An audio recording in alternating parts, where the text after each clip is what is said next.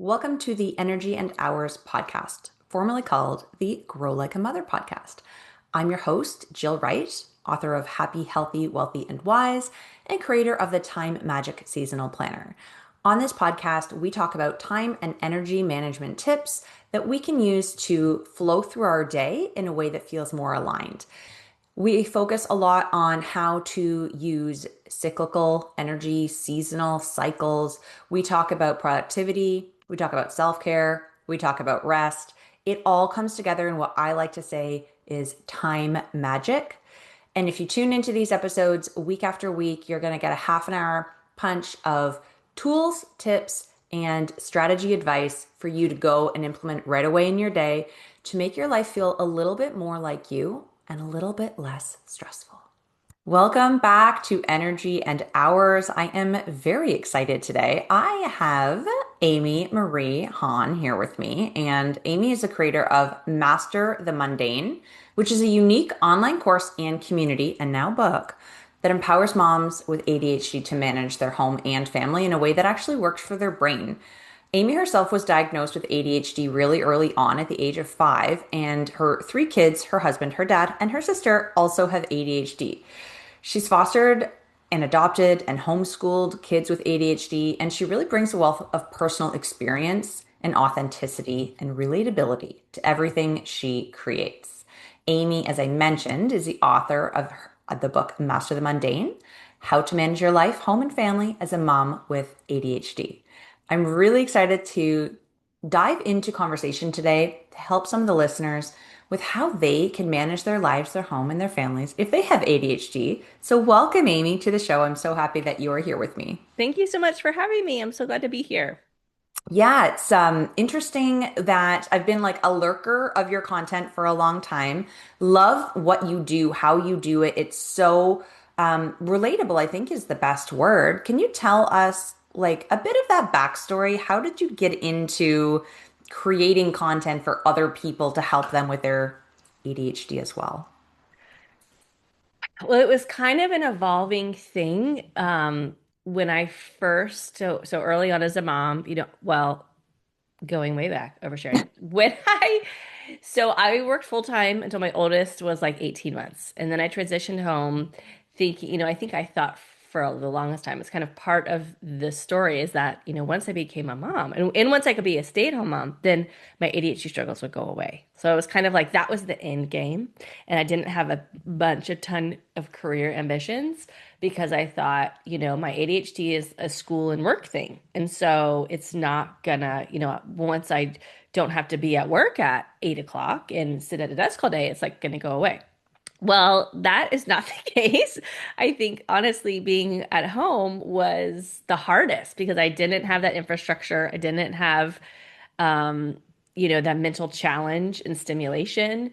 And I learned early on I needed something else. And so from that journey of finding what my something else was, took lots of different things. I was in sales for a while, and then through that I started, what's this whole social media thing? I kind of was drawn to build a brand, and I kind of learned about myself and kind of the things I liked building a brand. I liked showing up on Instagram. And as I was trying these different things and started talking about ADHD, I kind of always known I'm a helper. If you're an Enneagram person, I'm an Enneagram 2 with a 3 wing. So I had these big goals, but I really like helping people. And I kind of through my journey of learning what I wanted to do, I knew I wanted to create something that really helped people and wasn't just like, here's another link to something on Amazon that you don't need. Like that wasn't, and because of knowing my ADHD, it's like I have to, if I'm going to show up and do something, be committed to it, I have to really care.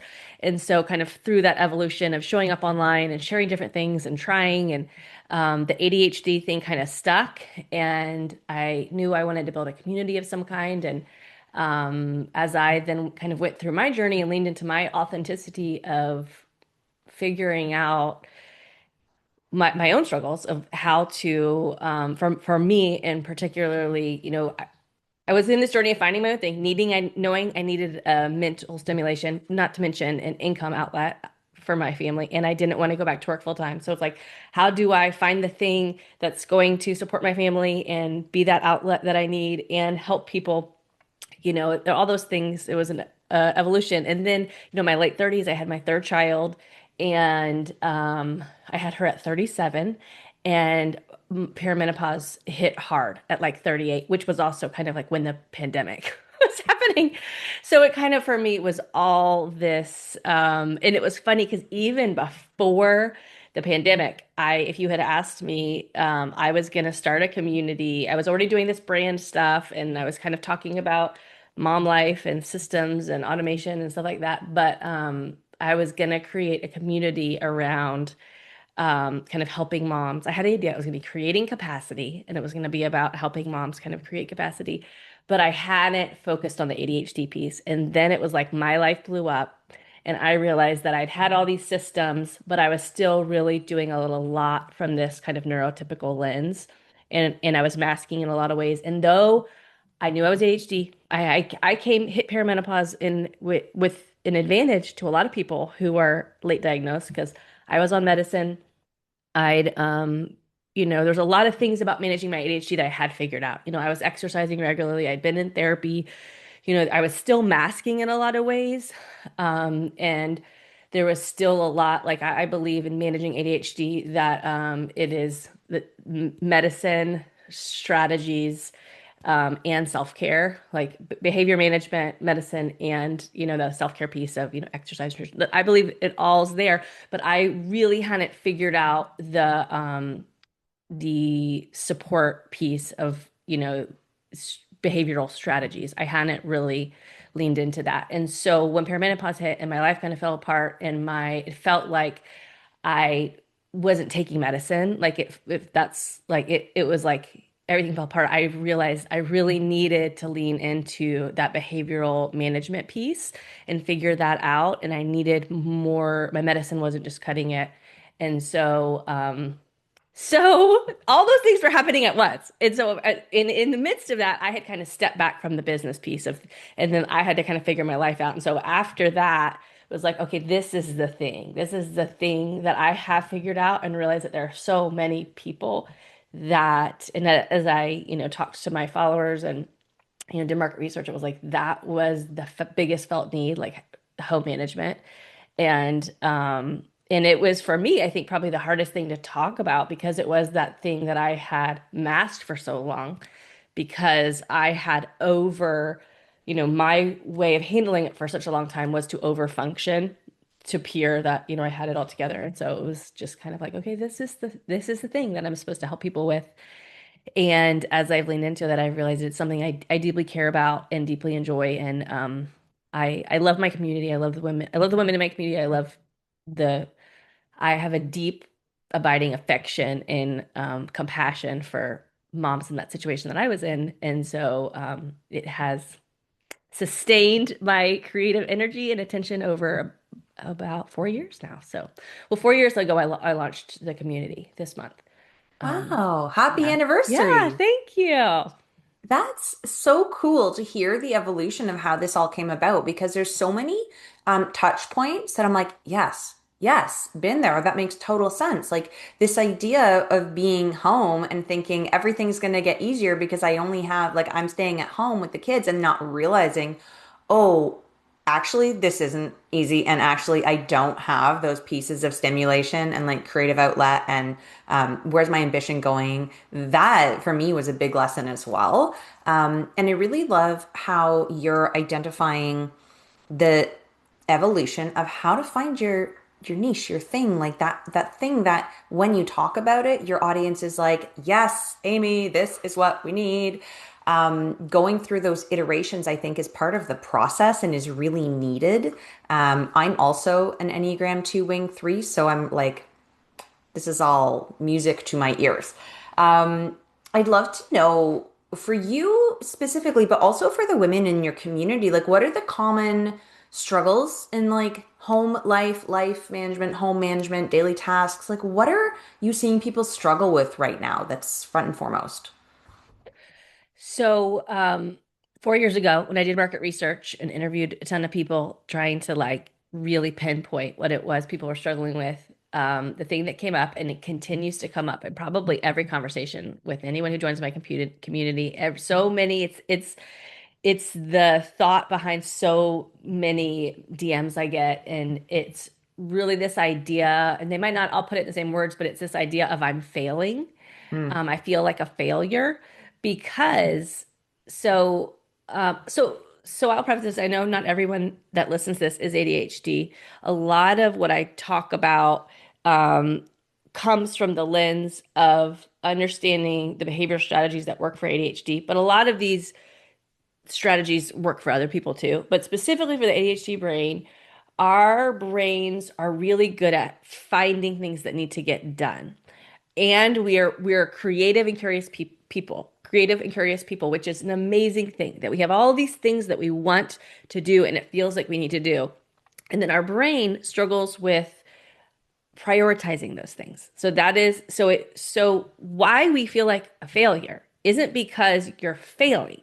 It's because your brain has all these things it wants to do. And it feels like you should be able to do it now. And sometimes I even feel like with all this new like AI and automation and all those things, it almost feels like even more so that there's all this stuff that it's like, okay, I should be able to figure out how to be an amateur occupational therapist for my child. I should be able to figure out how to be an amateur expert nutritionist for myself and for my family. I should be able to figure out how to be a amateur personal trainer and like design. I should be able to like be an amateur Joanna Gaines and have this like, amazing decor and do all the DIY and figure out how to do the crown molding in my house like I want to do it. I should be able to be an amateur gardener and like have this vegetable garden outside. There are all these things which makes you like so interesting and beautiful, but that's part of why we feel like have this feeling of like I can never do enough, even when we do enough. And then oftentimes what happens is when we don't have a clear idea of our priorities, our brain is almost always going to um, pursue that thing that's most interesting and most novel. And it's not always the things that are actually like I call them like the necessary tasks of daily life. So like the laundry and the meals and so what happens is most people with ADHD rely or kind of default way our brain has learned to function is to rely on urgency. And so we wait for everything to the last minute. And when it's the last minute, when it's 5 o'clock, that's when our brain can think about dinner. It's not like we're trying to, we want to, we don't want to live that way. We want to be the person that can figure it out earlier, but we've kind of trained our brain that like the only reason we can't think about it until 5 o'clock. And that's when the flip switch is like, okay, now I can think about what's for dinner. And you're like, okay, crap, we have to be in soccer in 15 minutes. There's like nothing in the refrigerator. And so life feels very stressful because those necessary tasks are hard to do. So it's like you feel this stress, which is dysregulation, that chaos kind of feeds this dysregulation. So there's that piece. And then there's just the, feeling like are failing at the necessary things. And then just this weight of feeling like I can't do all the things I want to do because I want to do so many things. And it feels like I should be able to accomplish it this week when it's really like 3 years worth of goals. So that's like without a doubt the biggest thing that I hear. And people don't realize that because that's your brain. You've had it your whole life. So it's hard. And a lot of times it's hard to share those things out loud with people because we have so many thoughts in our head. And even though if you say it out loud, you might feel like, okay, that is unrealistic. It's often hard for us to even slow down, especially if we're in feeling chaos, if our lives are chaotic and we're just, struggling to put food in our mouths before while we have 15 minutes to head to soccer. It's hard to slow down and like realize, okay, this is unrealistic. All these things that I think I should be able to do. And that's why I feel this way. So, without a doubt, that's the biggest thing I hear from people.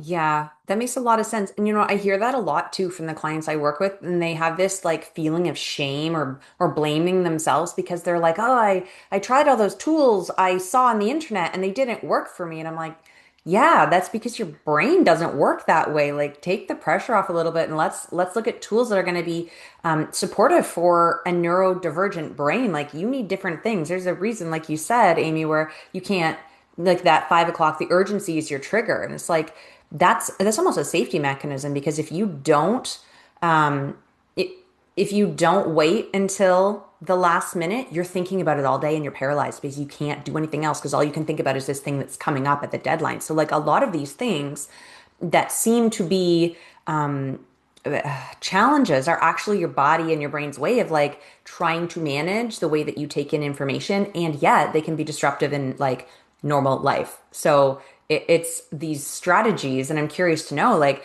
what are some of the strategies or systems or mindset shifts that, like, maybe one or two that you could share from your book that can really change someone's day who's dealing with this, who has ADHD and their brain is, like, quote, working against them, or it feels like that.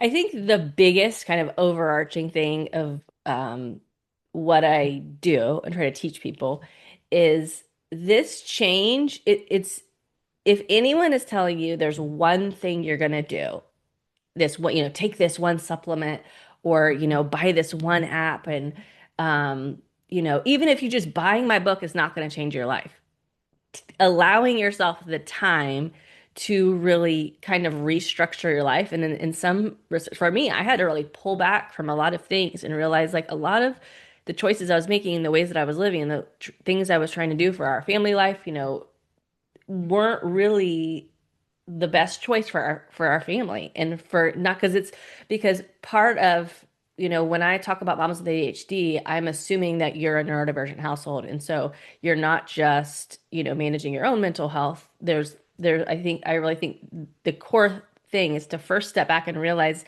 there's the boring home tasks, just the boring tasks of life that you're trying to figure out because your ADHD brain hates them.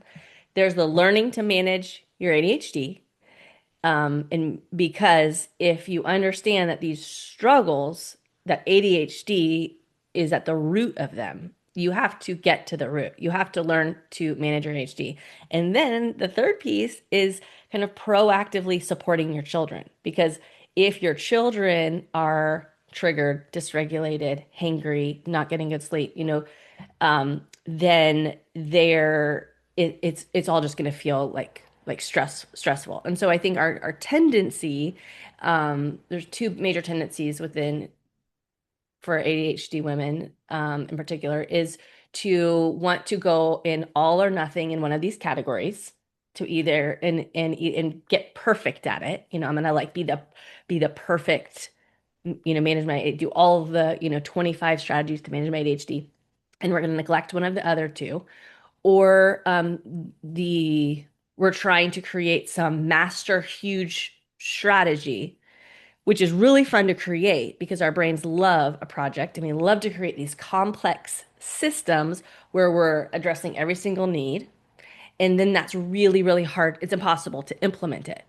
And so instead, what I encourage is really the first step is to really just develop a really basic idea. And I go back to the core thing so much when I was creating these strategies and learning for myself that there was no tool, there was no resources talking about this. And so much of what I came back to is reading the parenting books on ADHD and thinking, how do I apply those strategies to myself? Because there was nothing breaking it down. And all of the parenting books, ADHD, really say you need to have you need to be very strategic about what you're asking for your children and not trying to ask them to change five things at once. We're being like one to three core biggest needs. Start there. And so that's really what I think parents need to do too. And so kind of identifying three core self-care things that you're going to do, um, that you're going to focus on. Three kind of homes, I call them the daily three basic home tasks that you're going to prioritize. And then kind of three habits around supporting your kids. And I'm not talking crazy. I'm talking, and I go back to the basics. For the self-care, it's are you eating? It's sleep, food, movement. And I would pick one specific habit. We're not trying to be perfect in any of those areas. We're trying to be intentional. So whether it's I'm going to go on a 20-minute walk, I'm going to make myself lunch every day, I'm going to, work on getting 8 hours of sleep. I'm going to start there. And then I'm going to pick 3 daily home tasks. I talk a lot on my content about the daily three, finding like what are the 3 absolute essentials to remove that daily chaos. Because when I talk about, that waiting for the last minute of stuff, we were trying to get out of living in dysregulation, living in the chaos, relying on the urgency. So getting intentional and proactive about just those basic 3 things that are the biggest needs, and then 3 specific things around supporting your kids, which basic things like afternoon snack, 10, 15 minutes of connection with them every day. um, and then getting them some kind of movement. Like if those, we're not talking about superwoman ADHD mom doing everything. We're talking about like, let's just get good at those. Give yourself permission to get really clear about just those basics, and so much of life will feel easier. And so what happened, and there's going to be a million things, other things that you're going to address, but figure those things out first and then build from there. So I know that there's so many other responsibilities that you have and so many things you're thinking about, but I think that's that whole part of it, is that whole idea that your brain is always going to have a million things. And part of it, one of the biggest flexes with ADHD is being able to be like, I don't need to listen to all that. Like my brain, I know that these are the things, like the core practices for me caring for myself.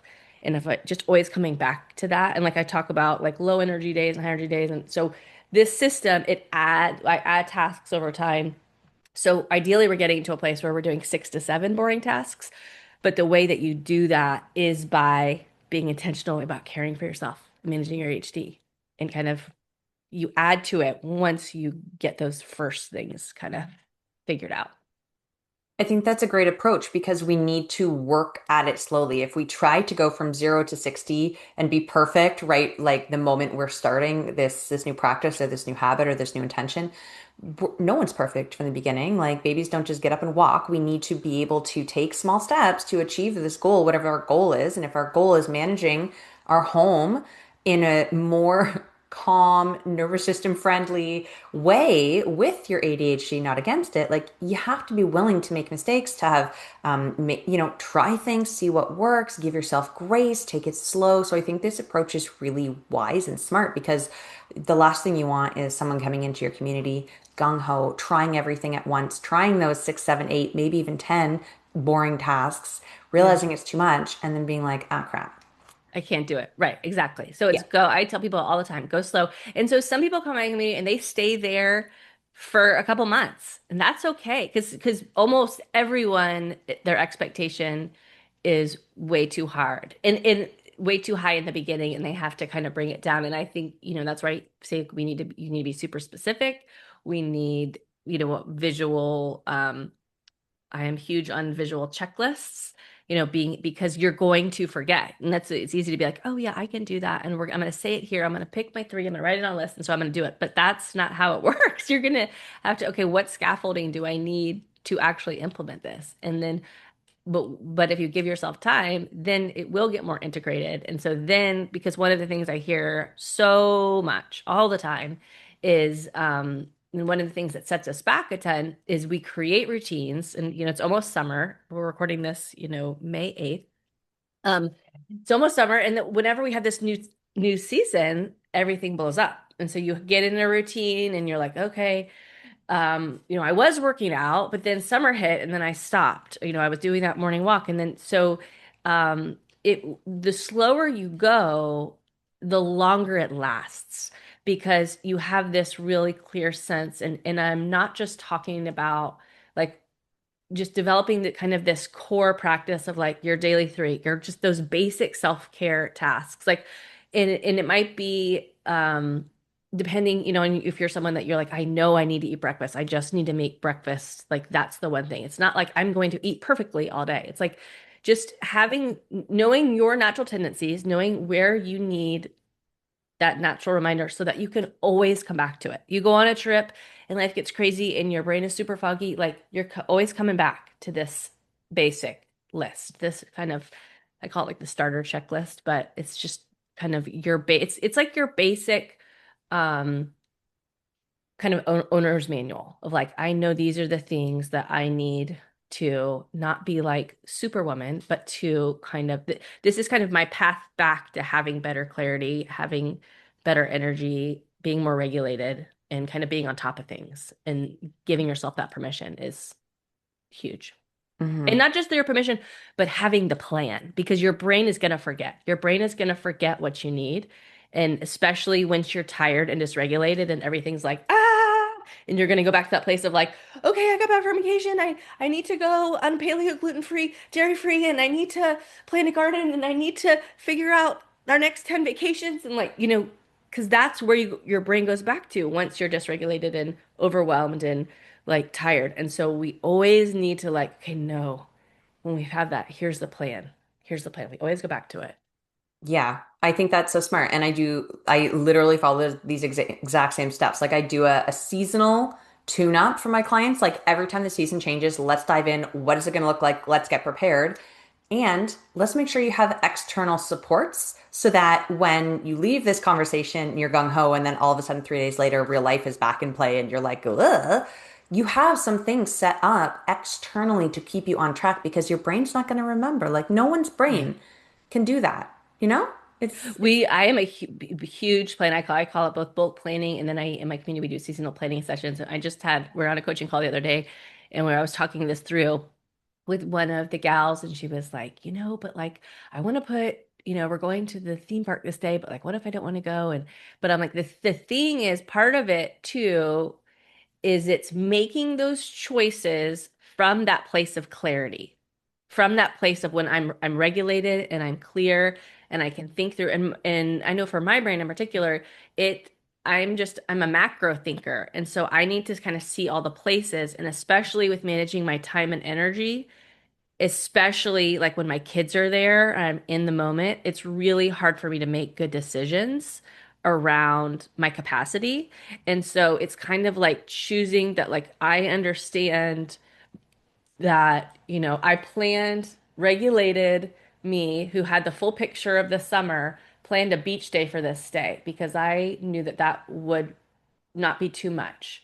This that random day that I'm like, oh, let's go to the beach. I'm like, I had thought through this clearly, and I trust past me who is thinking clearly as opposed to me who's like in the moment. Like, not that you can't ever do anything spontaneous, but especially I realized with kids in the mix, and especially when my kids are like, I don't want to go, or like it's really hard for me to think clearly about my capacity and my energy and how tired we're going to be or how that's going to impact our sleep and all those things. So it's much easier for me to make good choices when I have that kind of big picture that is a plan. great reminder and a really smart way to think about it. I could literally keep you on here for hours and hours upon hours because there's just so much to dive into in this topic and so many different ways and approaches and tips that you have. And it's like, okay, so what I'm going to do is I'm going to tell everyone, please go check out Amy's community because you can continue to get all of this really good stuff with her. All the time. So that is the place to go. Get the book, join the community. But I'm wondering if before we wrap this up, is there anything that you would really want the listeners to hear today, or like anything that feels important that we haven't touched on yet that you want to make sure you say? Um, I think this is totally off topic, but I was thinking about this today because I'm about in a couple hours going to record a masterclass for my community on marriage. And so this was top of mind today, is that I was thinking about this idea of the moms with ADHD or the women with ADHD who are maybe newly diagnosed or pursuing information. And this specific book was talking a lot about men, it was kind of from the perspective of the woman whose husband is kind of not doing the work of figuring it out. And I just wanted to say, I think it's amazing. It's amazing if you're doing the work to understand your brain and your neurodivergence and how you show up. Um, I hope that you are that's supported and received in your marriage and in your community and in your family and your context. But also, I just think it's really important and it's a gift to your family long term because there's a lot of people who aren't doing that. There are so many undiagnosed people who sit in a place of the complications of your ADHD are impacting the people around you. And it can impact the people if you don't do the work to learn to manage your ADHD, it can have a real negative impact on your marriage and your family and your kids and all those things. And really any mental health issues. But I just think for the moms who are doing that work, that I just want to encourage them that it is beautiful and good, and it will benefit you. It will benefit everyone in your life. And the other piece of that is just having a safe place. I think so much of it is just having a safe place where you can talk about that, um, and say some of the things you struggle with because you're 100% not alone. Like all these things I've talked about, if you identify, it's because I've had conversations with literally hundreds of other people who feel that way, and I see it worked out in their life. And so that's why I can so confidently share because it's not just me. There's so many other people. And I think the the hiding it and the pretending takes so much energy.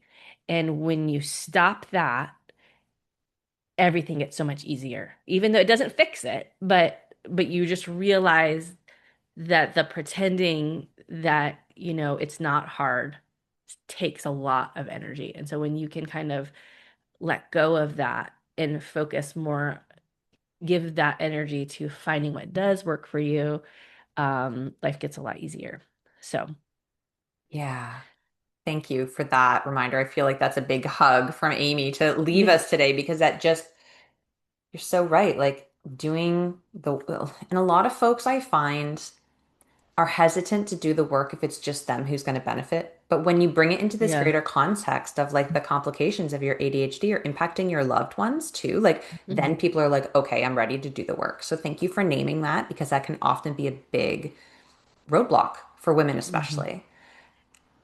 And I think honestly, learning to parent your kids with ADHD. And that's also why I tell people all the time. I think focusing, if you are a person, a mom with ADHD, and you have neurodivergent kids, I know it's a lot. And I get that this is, I don't say this lightly when I say I think the best thing you can do is focus on yourself, Mm, not just from a trickle down thing, but because I think the whole modeling ha it both grows compassion and kindness, which is the best thing that you can do for your neurodivergent kids, is be able to give them kindness and radical acceptance. And when you deal with it with yourself, when you learn to radically accept yourself, that's what enables you to give it to them, the first thing. And then the modeling. If you're just trying to tell them or trying to enforce systems on them, it's not going to work. But when you focus on integrating change in your own life and they see it, it is 1,000% more effective. It's just the more effective way to focus on you and implement changes, and it will benefit your family 1,000%. yeah. Overall, less crazy making on all fronts. Yes, Yes. exactly. Exactly. Oh my gosh, Amy, thank you so much for being here. It's been a total joy chatting with you. We're going to put, of course, all the links in the show notes so people can continue to dive into your world and to meet you and to join you in the work that you're doing in supporting these moms with ADHD. But is there any other place we should send them? I know your Instagram is great, your Substack is great. Where do you like to hang out that we can invite people? Instagram is my main place. I'm falling in love with Substack. I love Substack. Same. It's always hard figuring out all the places, but Instagram is the main place that I hang out. Um, but I have been creating weekly on Substack. So come that, and it's ADHD motherhood. Okay. So Thank you. Thank you for no being problem. here. Everybody who is still with us, thank you for listening and tuning in. Share with us what your big takeaways were. Share the episode with your friends, tag us, and just drop us a DM and let us know because it's always so nice to hear what lands with you guys. Because this conversation, even though it's two-way between Amy and I. We're talking to you and we can't hear you back. So please let us know. And yeah, that is it for today, guys. Until next week, keep on growing like a mother. Thanks.